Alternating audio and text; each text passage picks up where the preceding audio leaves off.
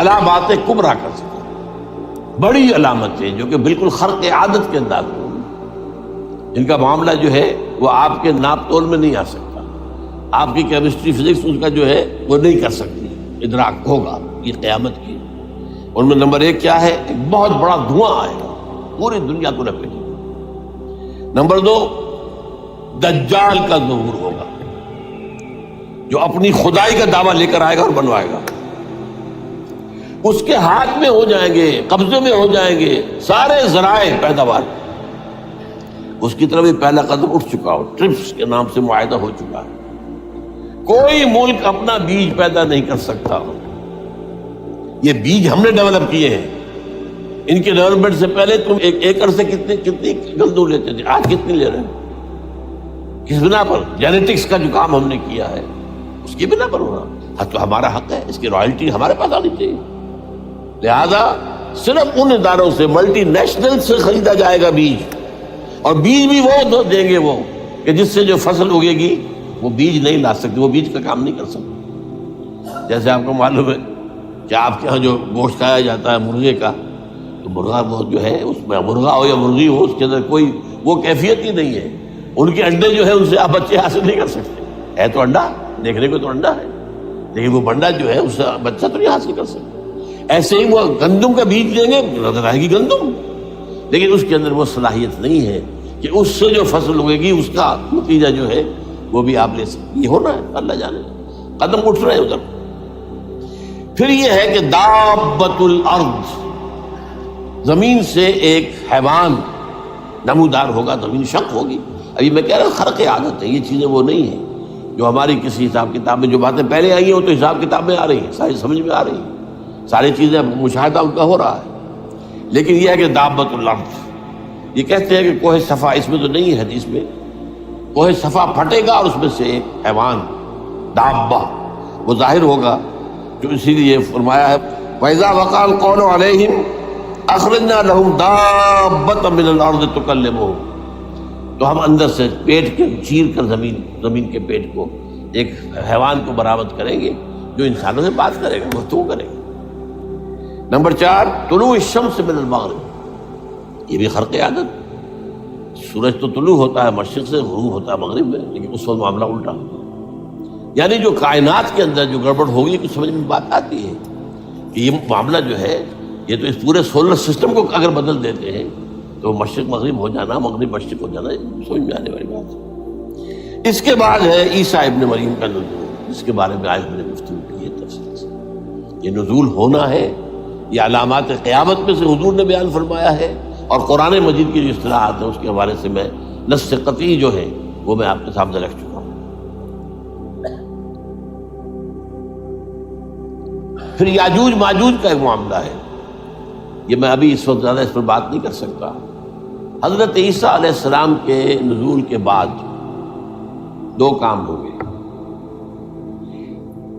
یہودیوں کا قلع قمع ختم، تمام یہود، ایک کام تو یہ ہو، اور نمبر 2 عیسائیت کا ختم ہو جانا، عیسائیت کی نفی کر دیں گے، بھائی تم مجھے خدا کا بیٹا بنائے بیٹھے ہو، میں تم خدا کا بیٹا نہیں ہوں، میں تو اس کا بندہ ہوں، رسول ہوں، میں نے تم سے کب کہا تھا کہ مجھے خدا کا بیٹا بناؤ۔ نمبر 2 یہ کہ وہ خنزیر کو قتل کر دیں گے، یعنی یہ تم نے خنزیر کب سے کھانا شروع کر دیا؟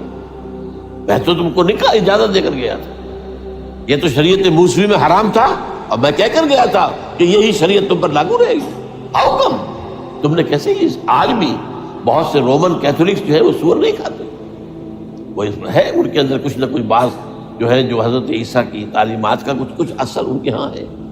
میں تو ایک مرتبہ، یہ 1971 کی بات ہے، 4-5 دن کے لیے برسلز میں رکا تھا، اس لیے کہ وہاں مجھے ایک صاحب نے خط لکھا تھا کہ وہاں ایک نوجوان ہے، ابھی اس ایمان لایا ہے، اور اس کے کچھ مسائل ہیں، ہم کوشش کر رہے ہیں ان کے مسائل حل کریں، آپ بھی جا رہے ہیں۔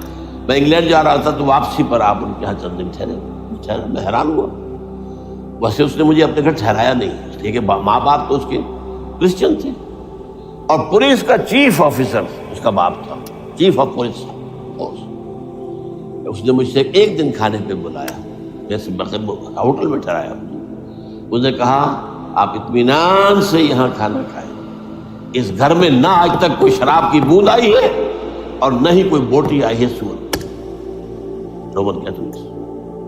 اب اکلوتا بیٹا تھا عبدالعزیز، نے بعد میں نام رکھا، وان کینٹن اس کا نام تھا جو کہ اوریجنل تھا، پھر اس نے نام رکھا عبدالعزیز وان کینٹن، پرانا نام بھی حالانکہ نہایت ایک نہایت خوبصورت۔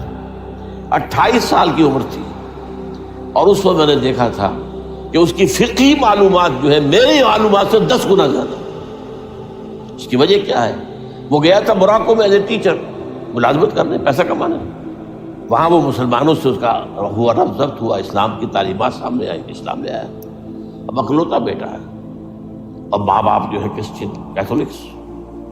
جب وہاں سے واپس آیا تو پھر کہتے ہیں کہ ہمارے درمیان ایک معاہدہ ہے، وی آر لیونگ ٹوگیدر، لیکن یہ معاہدہ ہے ہم مذہب پہ بات نہیں کریں گے، بس باقی جو بھی ہے وہ ساتھ رہ رہے ہیں۔ لیکن میں حیران ہوا، مجھے معلوم نہیں تھا۔ اچھا، اس کے بعد اس نے جب اسلام کا فیصلہ کیا تو اس کے سامنے سوال آیا کون سی فقہ اختیار کروں؟ تو اس نے بڑی جو ہے تھورو اسٹڈی کی ہے تمام فقہوں کی، کمپیریٹو اسٹڈی، ان کو کرنے کے بعد پھر فائنل فیصلہ اس کا یہ تھا کہ حنبلی فقہ میں اختیار کروں۔ چاروں فقہوں میں سب سے لیٹسٹ حنبلی ہے، یعنی حنفی نمبر 1، پھر مالکی نمبر 2، پھر اس کے بعد شافعی نمبر 3، پھر یہ امام احمد ابن حنبل۔ اور امام احمد ابن حنبل کے زمانے تک احادیث بہت بڑے پیمانے پر جمع ہو چکی تھی، جبکہ ابھی حضرت امام ابو حنیفہ کے زمانے میں کوئی اتنا زیادہ جو ہے حدیث کا بھی ذخیرہ نہیں بنا تھا۔ اسی پر تو لوگ حیران ہوتے ہیں کہ زیادہ حدیث امام ابو حنیفہ کے علم میں نہیں تھی، لیکن مجال ہے کہ ان کا کوئی فتویٰ جو ہے کتاب و حدیث کے، کتاب اور سنت کے خلاف ہو۔ اگرچہ انہوں نے صاف کہا کہ اگر تم پاؤ کوئی ایسی سچی حدیث، پختہ حدیث جو میری کسی رائے کے خلاف ہو تو میری رائے کو دیوار پر دے مارنا اور اس صحیح حدیث کا بھی پیروی کرنا۔ لیکن ویسے اس کے بعد یہ کمال یہ ہے کہ بہت ہی کوئی شاذ معاملہ ہے کہ جس میں ان کا کوئی فتویٰ وہ کتاب و سنت کے منافی ہو یا سنت کے منافی ہو۔ کتاب پہ تو سوال پیدا نہیں ہوتا، کتاب تو ساری ان کے سامنے موجود تھی۔ اس کے بعد یہ ہے کہ یاجوج ماجوج، اصل میں بتا رہا تھا آپ کو کہ جب عیسائیت بھی ختم ہو گئی، یہود ویسے ختم ہو گئے، استیصال ہو گیا، جڑ کٹ گئی، اب عیسائیت گویا کہ اسلام میں ضم ہو گئی، عیسائیت بہتری سے مذہب ختم، یہودی خود ختم۔ اب یہ طاقت کتنی ہو جائے گی؟ تقریباً 2/3 دنیا آ گئی، تمام اب عیسائی 2 ارب کے قریب ہیں، 1 ارب 90 کروڑ ہو گیا، مسلمان بھی 1 کروڑ 50-60 لاکھ ہیں، دونوں کو جوڑ لیجیے کتنے ہو گئے؟ 6 ارب کل آبادی ہے۔ لیکن اس کے بعد آتا ہے یاجوج ماجوج کا خروج۔ یہ یاجوج ماجوج میرے نزدیک چائنا اور رشیا ہے، ان کی مجموعی طاقت اتنی ہوگی اور یہ اس طرح آئے گی ہر اونچائی پر سے اترتے ہوئے، پھسلتے ہوئے، جیسے 1962 میں جب وار ہوئی تھی بٹوین چائنا اینڈ انڈیا 1962 میں، تو وہ اس وقت کا نقشہ جو آج بھی اخبارات میں پڑھتا تھا تو یاد waves after waves of Chinese soldiers were coming down the slopes of Himalayas۔ یہ تو وہ ہے نا جن کی تعداد کا کوئی حساب نہیں ہے۔ اور رشیا اور یہ مل کر جو ہے، میرا اندازہ یہ ہے کہ جب پہلے ملحمۃ العظمیٰ ہوگی وہ عیسائیوں اور مسلمانوں کے درمیان، اس وقت یہ دونوں پاورز نیوٹرل رہیں گی، لیکن غالباً یہ بات طے کر لیں گی کہ ویپنز آف ورلڈ جو ہے ماس ڈسٹرکشن یہ استعمال مت کرنا۔ اگر یہ ویپنز آف ماس ڈسٹرکشن استعمال کرو گے تو ہم میدان میں آ جائیں گے۔ اس میں وہ جنگ جب ہو چکے گی، پھر حضرت عیسیٰ کو فتح حاصل ہو جائے گی، اور پھر یہ کہ یہودیت ختم ہو جائے گی، عیسائیت بطور مذہب ختم ہو کر اسلام میں ضم ہو جائے گا، پھر وہ 40 برس کا عہد حکومت ہے حضرت عیسیٰ علیہ السلام۔ لیکن جب یہ فتح ہو جائے گی ان پر، اب یاجوج ماجوج آئیں گے اور اتنی تعداد میں آئیں گے کہ بحیرہ طبریہ جو ہے اس کا سارا پانی پی جائے گا۔ یہ تو اگر آپ کو کبھی اندازہ ہو یا کوئی آپ جانے ان لوگوں کو جو ان چینیوں سے واقف ہیں، وہ کہتے ہیں زمین پر ہلتی ہوئی کوئی چیزوں سے وہ چوری چھوڑ کے کھا جائیں، جہاں وہ جاتے ہیں ایز اے لیبرر، وہاں کے جو سارے کتے ہیں ختم، ساری بلیاں ختم، ہر شے، وہ جو سانپ کھاتے ہیں، ہر چیز کھاتے ہیں، اور یہ تمام ایسٹرن کنٹریز کے اندر ہوتا ہے، بڑی ڈیلیشس ڈشز ہیں یہ، سانپ وغیرہ وغیرہ، اور یہ جس طرح کھا جائے، پانی پیے ایک قطرہ نہیں رہے گا اس پر. تو پھر جو ہے اللہ تعالیٰ اس وقت جو ہے اس میں ایک ایسی بیماری پیدا کرے گا، یہ سب مر جائے. یہ معجزے سے ہوگا، یعنی ان کے اوپر فتح جو ہے وہ عام لڑائی کے ذریعے سے نہیں ہوگی، بلکہ اس کے اوپر فتح جو ہوگی وہ اللہ تعالیٰ سے معجزہ. ایک بیماری پیدا ہوگی، سب مر جائے.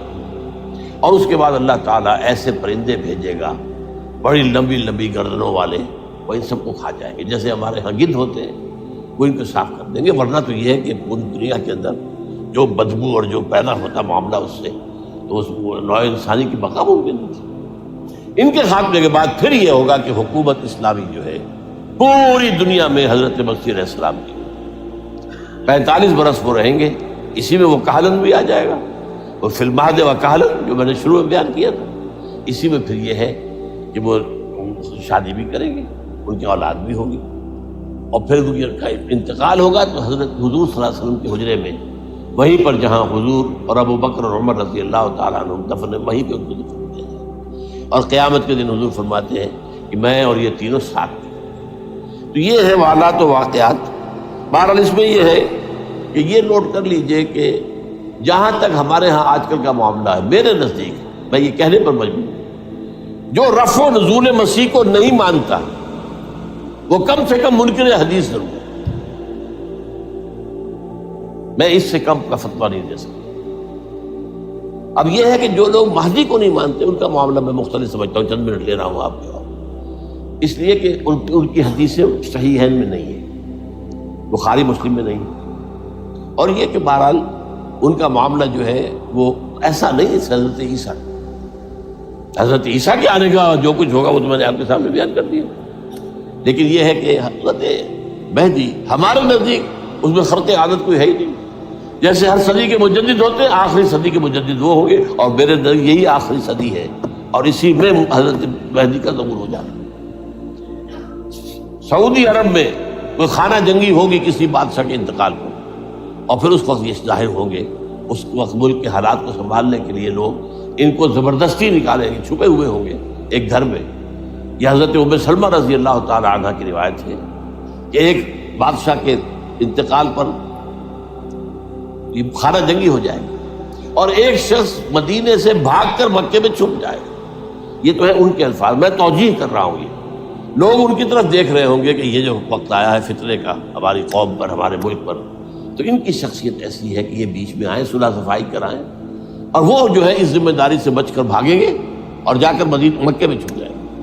پھر لوگ انہیں تلاش کر کے نکالیں گے اور زبردستی ان کے ہاتھ پر بیعت کریں گے، ورنہ وہ اتنے بڑے منصب کو. اور پھر یہ بھی ہے، ایک حدیث میں آتا ہے یصلحوا فی لیلۃ واحدہ، ایک رات میں ان کی مکمل اصلاح کر دے گا. یعنی اگر کوئی تھوڑا بہت نقص اور عیب ہوا بھی، کوئی کمی کوتاہی ہوئی بھی، تو اللہ تعالیٰ ایک رات میں اصلاح کروا دے گا. لیکن ہمارے نزدیک اس قدر کوئی خرق عادت ہے ہی نہیں. البتہ جو کہتے ہیں اہل تشیع، وہ خرق عادت ہے کہ ان کے 12ویں امام جو ہے وہ بچپن ہی کے اندر اس خوف سے کہ جو بنو عباس بادشاہ ہیں وہ ان کو قتل کر دیں گے، تو وہ ایک غار میں چھپا دیے گئے. اب وہ 1200 برس سے اس غار کے اندر چھپے ہوئے، اور اس کے بعد وہ ظاہر ہوگی، وہ امام مہدی ہوں گے. اس میں خرق عادت ہے. لیکن میں یہ کہتا ہوں کہ محض خرق عادت کی بنیاد پر ہم اس کی نفی نہیں کریں گے. کیوں؟ کیا ہم یہ نہیں مانتے کہ اصحاب کہف 300 برس تک سوئے رہے؟ یہ کیا عام بات ہے؟ حضرت عزیر علیہ السلام اللہ نے انہیں موت دی، موت، اور 100 برس کے بعد زندہ کر کے اٹھا لیا. تو خرق عادت حضرت عیسیٰ کو ہم اتنا بڑا خرق عادت مانتے ہیں کہ اٹھا کر آسمان پر، تیسرے آسمان کے اوپر ہے، موجود ہے، اب بھی ہے. شب معراج میں تیسرے آسمان پر حضور کی ملاقات ان سے ہوئی. تو یہ خرق عادت کی بنیاد پر نفی نہیں ہم کرتے. ہو سکتا ہے، لیکن یہ کہ اس کے لیے ہمارے پاس کوئی دلیل نہیں، کوئی احادیث نہیں، کچھ نہیں، اس لیے ہم اس کو نہیں مانتے.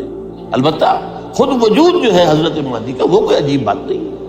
وہ تو جیسے پہلے بھی آئے ہیں ہمارے مجددین، ایسے مجدد ہوں گے اور دین کو تازہ کر دیں گے. ایک صحیح اسلامی ریاست جو ہے وہ عرب میں قائم ہو جائے گی دوبارہ. حضور نے فرمایا وہ عدل اور انصاف سے عرب کو اسی طرح بھر دے گا جیسے کہ وہ اس سے پہلے ظلم اور جور اور زیادتیوں کے اس سے بھری ہوئی ہو. تو یہ کام ہوگا، یہ تو مجدد کا کام ہوتا ہی ہے. اس حوالے سے لیکن بہرحال میں نے پھر بھی کہا کہ اگر احادیث کی کمزوری کی وجہ سے کہ صحیح عین میں نہیں ہے، اگر کوئی شخص انکار کرے تو مجھے کوئی اعتراض نہیں ہے، ٹھیک ہے، لیکن جو حضرت عیسیٰ کے رفع سماوی اور حضرت عیسیٰ کے نزول کا انکار کرتا ہے وہ کم سے کم، میں انہیں اور آگے کوئی فتویٰ نہیں دیتا کہ وہ کافر ہو گئے یا یہ ہو گئے یا وہ ہو گئے، لیکن منکر حدیث کے لائن میں تو وہ لازماً کھڑے ہو گئے، کیونکہ اتنی واضح اور پکی حدیثیں ہیں حضرت مسیح کے نزول کی اور علامات قیامت میں جس طرح ان کا ذکر آتا ہے کہ اس سے انکار جو ہے وہ جب تک آپ پوری حدیث کے ذخیرے کا انکار نہ کریں اس وقت تک ممکن نہیں ہے۔ اقول قولی ھذا واستغفر اللہ لی ولکم ولسائر